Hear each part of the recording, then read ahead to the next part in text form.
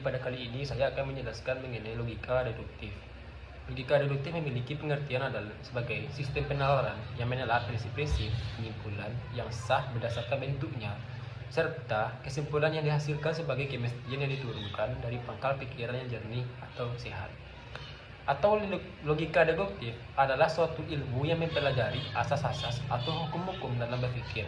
Tentunya hukum-hukum tersebut harus ditaati supaya pola berpikirnya benar dan dapat mencapai sebuah kebenaran. Dalam kajian logika deduktif, secara umum definisi dibedakan menjadi 3. Yang pertama yaitu definisi nominalis. Definisi nominalis adalah definisi yang menjelaskan sebuah istilah. Definisi nominalis ini juga dibedakan menjadi 3, yaitu definisi sinonim. Yang pertama, yaitu definisi sinonim ini adalah penjelasan dengan memberi arti persamaan dari istilah yang didefinisikan. Contohnya yaitu valid berarti sahih, sawah, ladang adalah lahan pertanian terbuka, universitas adalah lembaga pendidikan tinggi tempat para mahasiswa dalam menuntut ilmu. Yang kedua yaitu definisi simbolik, yaitu penjelasan dengan memberikan persamaan dari istilah berbentuk simbol-simbol. Contohnya saya akan tampilkan di layar. Dan yang ketiga yaitu definisi etimologis, yaitu penjelasan istilah dengan memberikan uraian asal-usul istilah atau kata tersebut.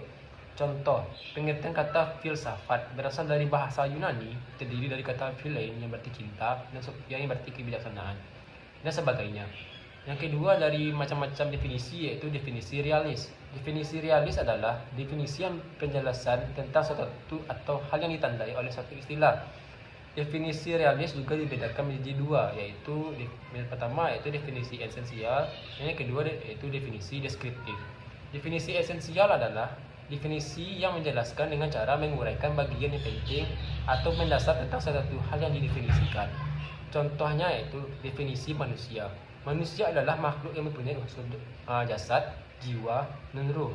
Yang kedua yaitu definisi nilai, adalah sesuatu yang diagungkan ataupun dijadikan pedoman hidup.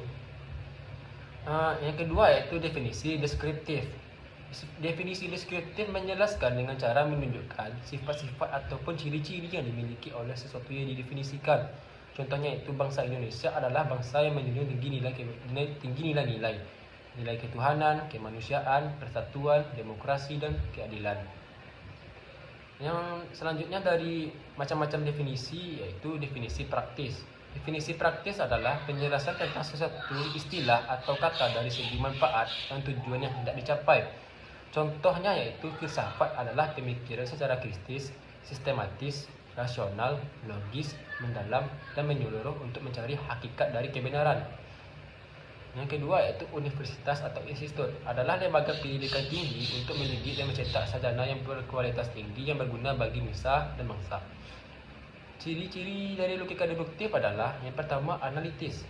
Analitis ini berarti kesimpulan daya tarik hanya dengan menganalisa proposisi ataupun premis yang sudah ada. Ciri yang kedua yaitu tautologis. Tautologis ini adalah kesimpulan yang ditarik sesungguhnya secara tersirat sudah terkandung dalam premis-premisnya. Ciri yang ketiga yaitu a priori. A priori ini adalah kesimpulan ditarik tanpa pengamatan indrawi ataupun operasi kampus. Selanjutnya dari ciri-cirinya yaitu argumen deduktif. Argumen deduktif selalu dapat dinilai sahih atau tidaknya. Penyimpulan deduktif yaitu pengambilan kesimpulan dari prinsip ataupun dalil atau kaidah ataupun hukum menuju contoh-contoh kesimpulan dari umum ke khusus. Contohnya yang pertama, setiap agama mengakui adanya Tuhan. Anton adalah pemeluk agama Kristen, jadi Anton mengakui beriman kepada Tuhan.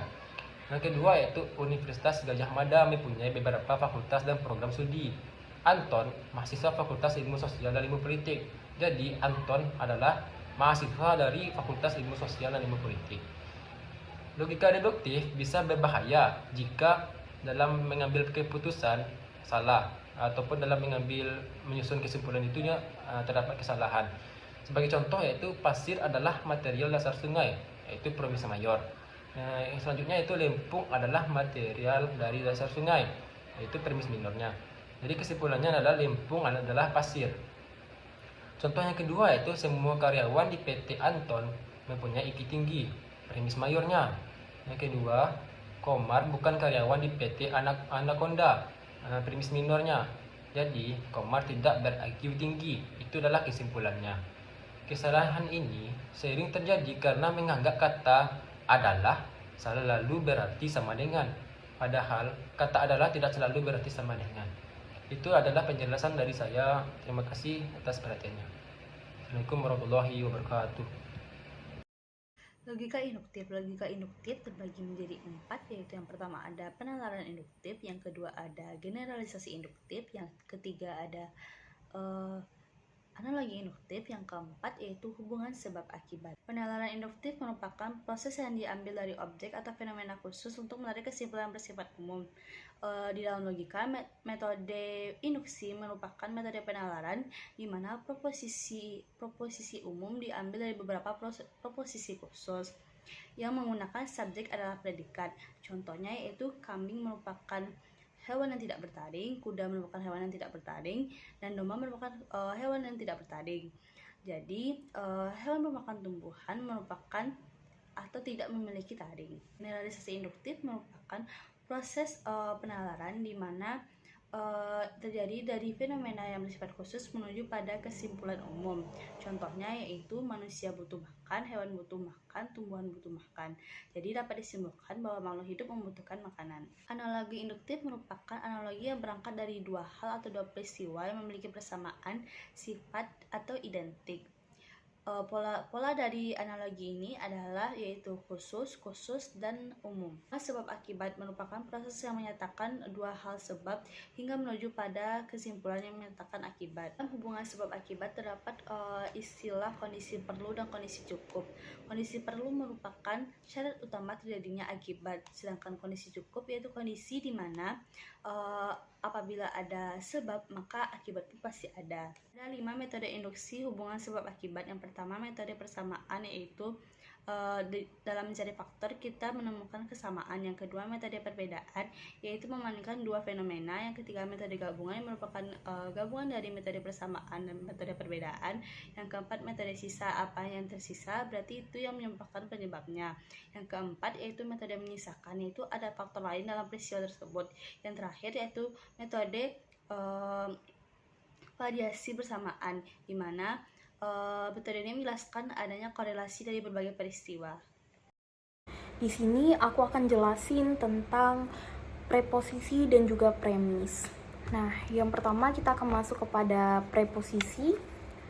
Preposisi ini merupakan suatu pernyataan berbentuk kalimat yang dapat dinilai benar dan salahnya.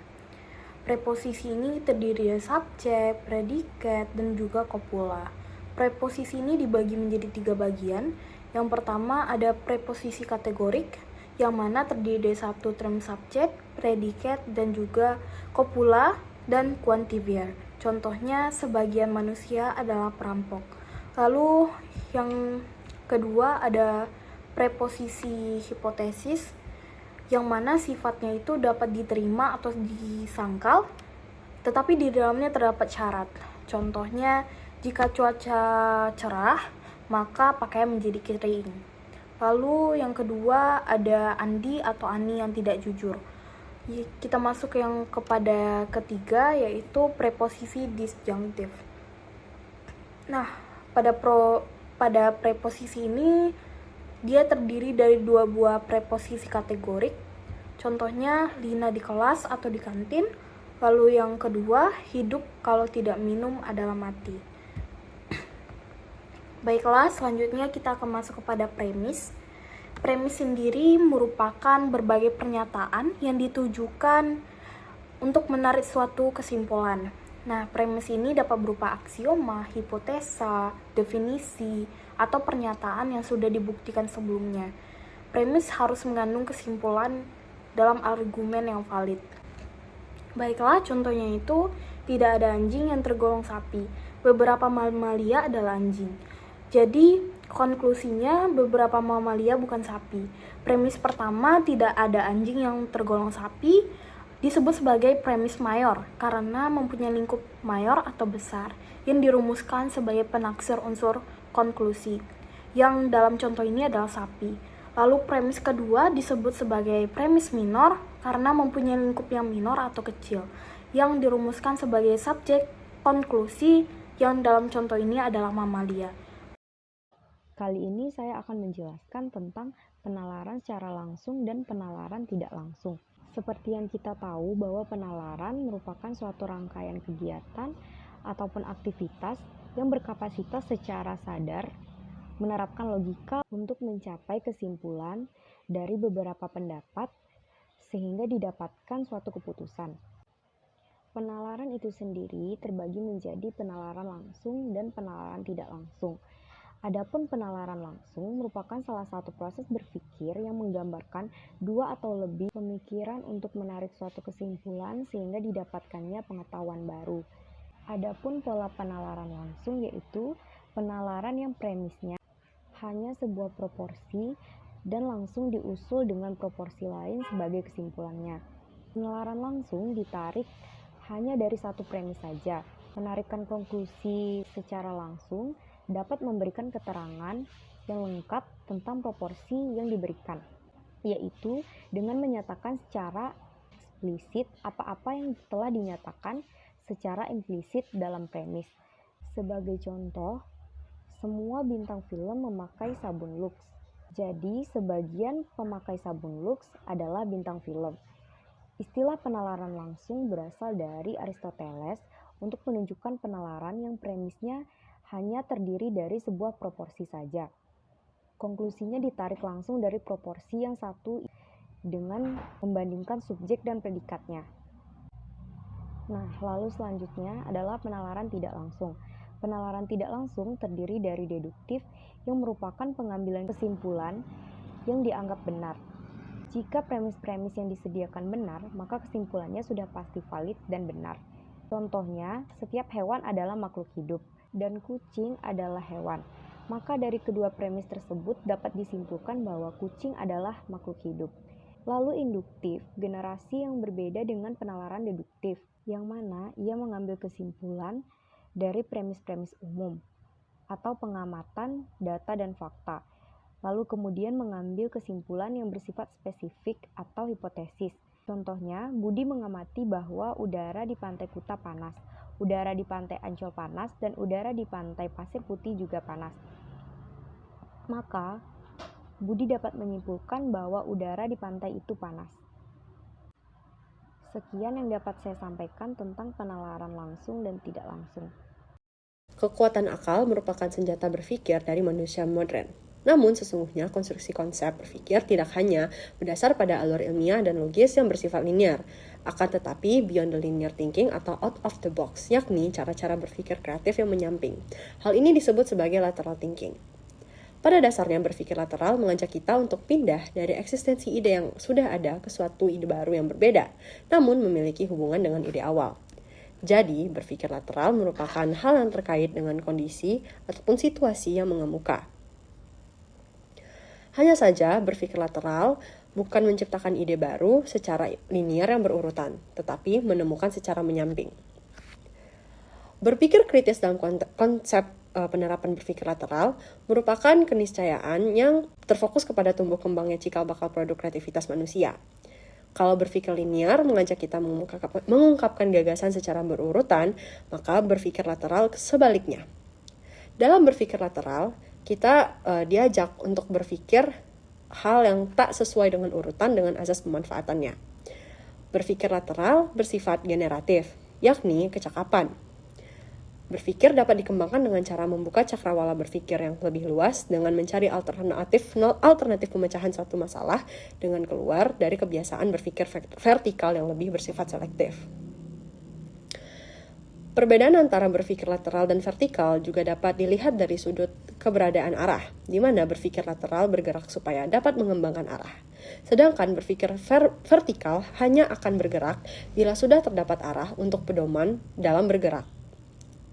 Berpikir lateral lebih mengarah pada gerakan ke samping guna mengembangkan pola-pola alternatif. Dengan cara yang demikian, dimungkinkan untuk diperoleh pola-pola sebanyak mungkin. Sehingga dapat ditentukan suatu pendekatan yang paling memberi harapan serta menguntungkan. Tujuan utama berpikir lateral ialah memandang sesuatu dengan cara yang berbeda, yakni dengan cara membangun dan menyusun kembali pola yang lama guna menghasilkan pola yang baru. Yaitu dengan cara membongkar pola lama, kemudian menyusun kembali dan membentuk pola-pola yang baru. Tujuan utama berpikir lateral adalah memandang sesuatu dengan cara yang berbeda, yaitu dengan cara membangun dan menyusun kembali pola yang lama. Sehingga dapat dikatakan bahwa berpikir lateral adalah cara untuk membangun dan menyusun kembali pola-pola yang lama guna menghasilkan pola yang baru. Berpikir secara lateral memiliki perbedaan dengan pola pikir tradisional yang selama ini diterapkan, yaitu dengan cara membangun bentuk-bentuk baru yang dapat menentukan keabsahannya dan memperoleh sedikit informasi. Selama ini, pola berpikir secara tradisional atau disebut sebagai vertikal sebagai cara berpikir yang efektif. Perbedaan yang paling mendasar antara pola pikir tradisional dan pola pikir lateral adalah bahwa pola berpikir lateral vertikal bersifat selektif, sedangkan pola berpikir lateral bersifat generatif. Berpikir vertikal berkaitan dengan pembuktian atau pengembangan pola konsepsi, sedangkan berpikir lateral berkaitan dengan pembangunan kembali pola seperti pemahaman dan pembangkitan sesuatu yang baru atau sesuatu hal yang lebih kreatif. Berpikir lateral dan berpikir vertikal saling mengisi dan keduanya diperlukan keterampilan. Terima kasih. Nah, kali ini saya akan menjelaskan tentang materi logika ilmiah. Nah, logika ilmiah atau berpikir secara ilmiah merupakan suatu pemikiran atau tindakan seseorang manusia yang menggunakan dasar-dasar ilmu tertentu, sehingga ide tersebut dapat diterima orang lain. Berpikir ilmiah juga harus melalui proses yang panjang dan benar, karena akan menyangkut kebenaran. Berpikir ilmiah adalah menggunakan akal budi untuk mempertimbangkan, memutuskan, mengembangkan, dan sebagainya. Nah, dalam berpikir ilmiah, seseorang harus memperhatikan dasar-dasarnya, yang di dalamnya menyangkut apa, siapa, di mana, kapan, dan bagaimana. Biasanya hal itu digunakan untuk mencari rumusan masalah dan mencari solusi atau kesimpulan suatu masalah. Berpikir ilmiah sangat penting dalam melakukan sesuatu, tidak hanya di lingkungan masyarakat, tetapi juga di lingkungan sekolah ataupun di lingkungan kampus. Jika dalam satu pekerjaan untuk menunjukkan hasil dari pekerjaan kita pasti akan dituntut untuk menunjukkan apa saja hasil dari pekerjaan kita, dan semua itu pasti akan diuji kebenarannya sehingga orang lain akan percaya dengan pekerjaan kita. Nah, berpikir ilmiah juga sangat penting dalam melakukan penelitian sesuatu, baik itu pun tentang tanaman, tentang hewan, tentang manusia, dan sebagainya. Pasti dalam membuat dan mengumpulkan data itu sendiri harus sesuai dengan kebenaran. Karena untuk menjelaskan hasil dari penelitian, kita dibutuhkan suatu pemikiran yang ilmiah. Selain itu, berpikir ilmiah juga tanpa emosi dan berpikir sesuai kebenaran yang ada. Untuk itu, sebagai manusia yang ingin selalu menjadi terbaik, kita harus selalu menggunakan pemikiran ilmiah dalam setiap pendapat rasional orang-orang sekitar kita. Nah, karena kita memberikan pendapat yang rasional, orang-orang sekitar kita akan selalu menganggap kita tidak berpendapat yang omong kosong. Setiap manusia di samping berpikir ilmiah harus didukung dengan berpikir positif, serta pemikiran-pemikiran yang baik. Untuk menjadikan setiap pendapat kita selalu dapat dipercaya dan diterima oleh semua orang. Berpikir ilmiah adalah berpikir yang logis dan empiris. Logis adalah masuk akal, dan empiris adalah dibahas secara mendalam berdasarkan fakta yang dapat dipertanggungjawabkan. Selain itu, menggunakan akal budi untuk mempertimbangkan, memutuskan, dan mengembangkannya. Berpikir merupakan sebuah proses yang membuahkan pengetahuan. Proses ini merupakan serangkaian gerakan pemikiran dalam mengikuti jalan pemikiran tertentu yang akhirnya sampai pada sebuah kesimpulan yang berupa pengetahuan. Berpikir ilmiah adalah kegiatan akal yang menggabungkan induksi dan deduksi. Induksi adalah cara berpikir yang di dalamnya kesimpulan yang bersifat umum ditarik dari pernyataan-pernyataan atau kasus-kasus yang bersifat khusus. Sedangkan deduksi ialah cara berpikir yang di dalamnya kesimpulan yang bersifat khusus ditarik dari pernyataan-pernyataan yang bersifat umum. Sekian dari saya. Terima kasih. Wassalamualaikum warahmatullahi wabarakatuh. Assalamualaikum warahmatullahi wabarakatuh. Perkenalkan, nama saya Sultan Gazi dengan nomor BP 2210863021 dari Departemen Ilmu Komunikasi kelas B. Nah, kali ini saya akan menjelaskan tentang materi logika ilmiah.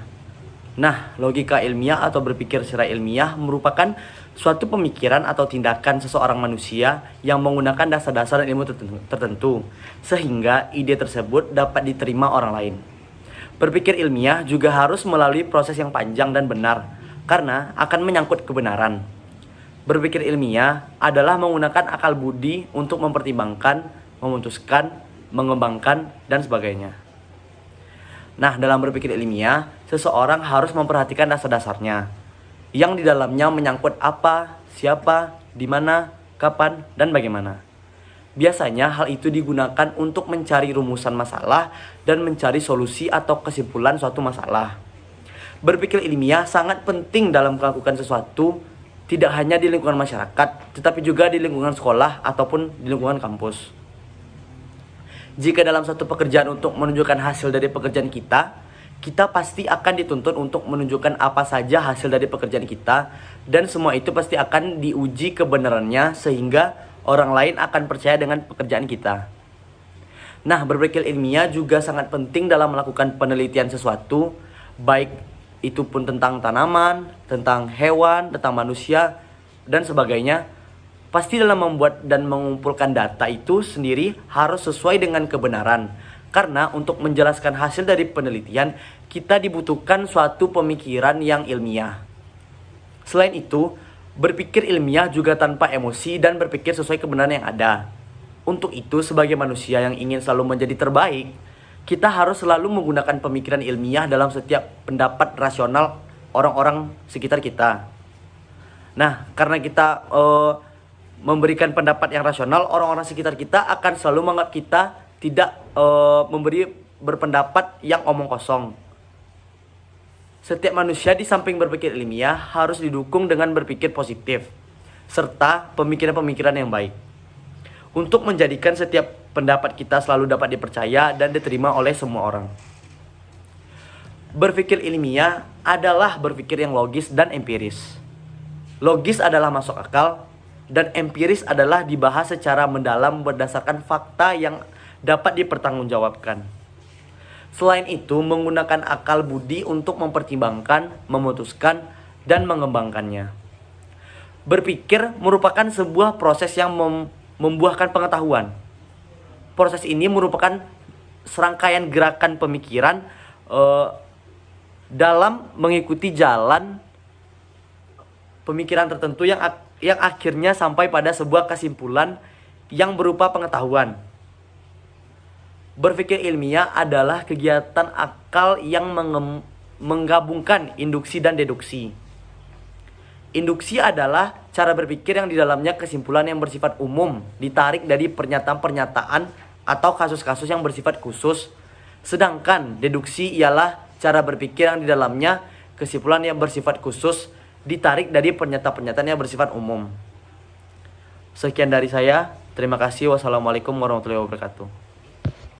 Pada kesempatan kali ini, saya akan sedikit menjelaskan mengenai teori kebenaran.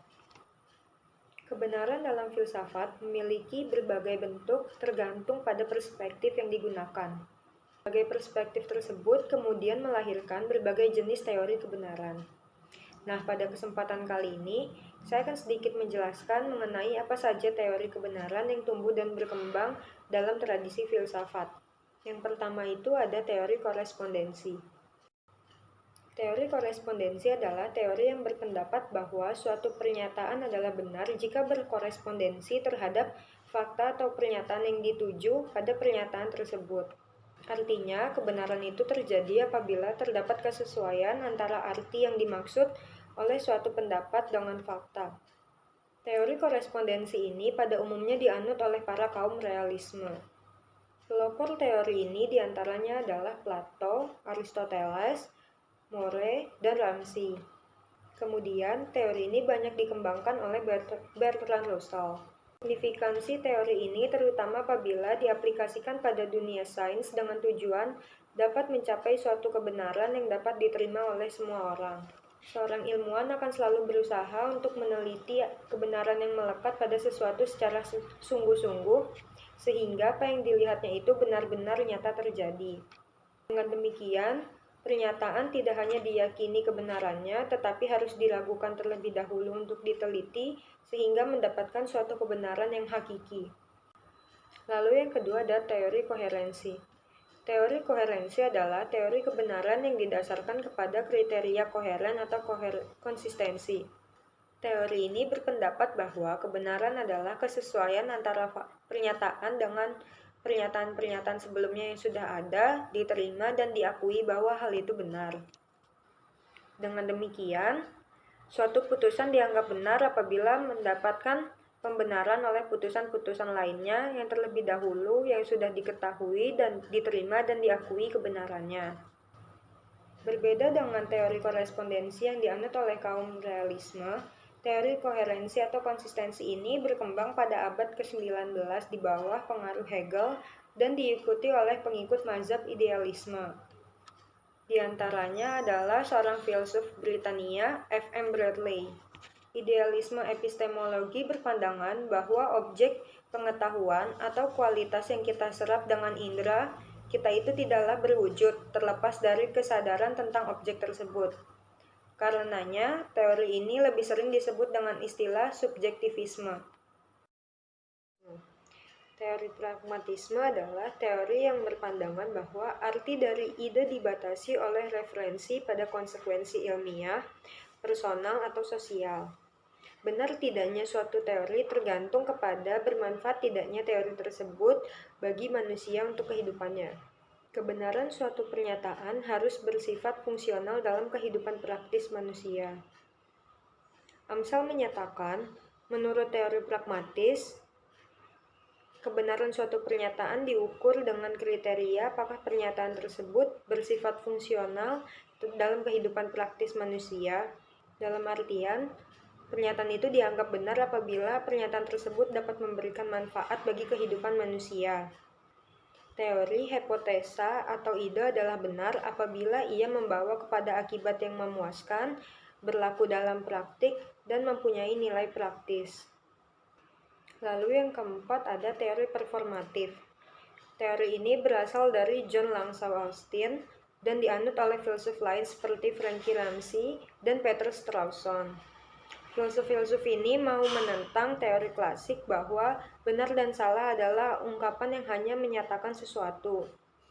Proposisi yang benar berarti proposisi itu menyatakan sesuatu yang memang dianggap benar.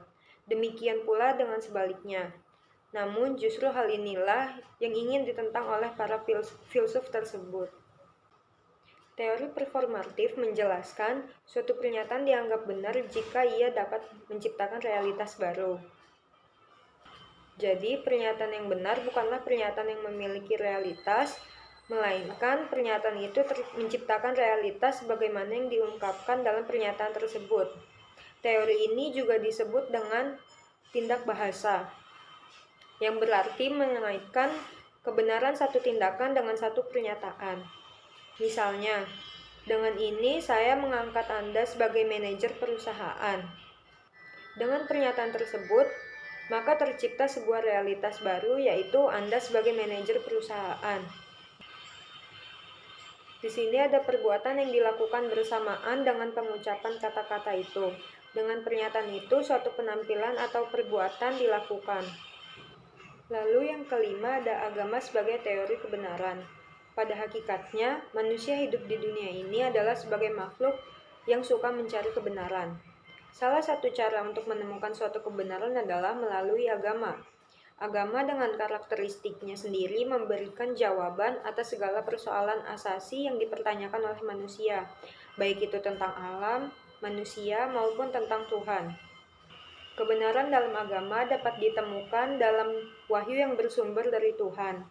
Dengan demikian, suatu hal dianggap benar apabila sesuai dengan ajaran agamanya atau wahyu sebagai penentu kebenaran yang mutlak. Lalu yang keenam ada teori konsensus. Teori kebenaran konsensus pada awalnya digagas oleh Thomas Kuhn, seorang ahli sejarah ilmu pengetahuan.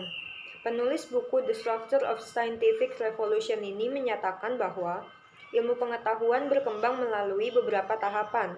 Yang pertama, ilmu pengetahuan berada pada posisi sebagai normal science ketika ia diterima oleh masyarakat berdasarkan konsepsi kebenaran ilmiah. Pada perkembangannya, akan muncul beberapa anomali yang membuat konsepsi kebenaran tersebut dipertanyakan keabsahannya. Dan selanjutnya akan terjadi revolusi ilmu pengetahuan yang juga menyebabkan pergeseran paradigma dalam masyarakat ilmiah. Singkat kata, perkembangan ilmu pengetahuan ditandai dengan adanya pergeseran paradigma lama yang digantikan dengan paradigma baru. Pergeseran tersebut ditentukan oleh penerimaan masyarakat terhadap sebuah paradigma dan konsepsi kebenaran ilmiah. Berdasarkan konsepsi Kuhn tersebut, sebuah teori ilmiah dianggap benar sejauh ia mendapat dukungan ataupun terdapat kesepakatan dalam masyarakat terhadap kebenaran teori tersebut. Inilah yang disebut sebagai teori konsensus.